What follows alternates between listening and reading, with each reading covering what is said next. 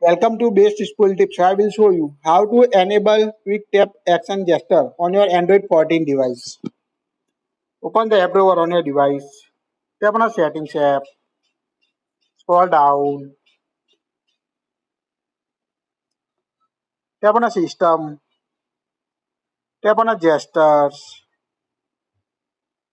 Here you can see Quick Tap to start action. Tap on it. Make sure to go on use Quick Tap to use a Quick Tap action on your stock Android 14 device. Now you can choose the function using this. Take a screenshot, access your digital assistant, play or push media, see recent apps, show notifications, Google Flashlight, or open any app. Here you can select the app you want to quickly access when you use this function. Now here we select take a screenshot.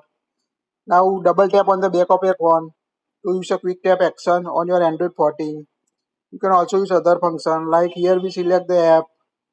Select the app you want to access. Here we select calculator. Now double tap on the back of your phone and you can see access the calculator quickly. A quite useful feature to quickly access your favorite app or other function like from the available option. Also show notification, recent apps. That's it. If you like it, share it.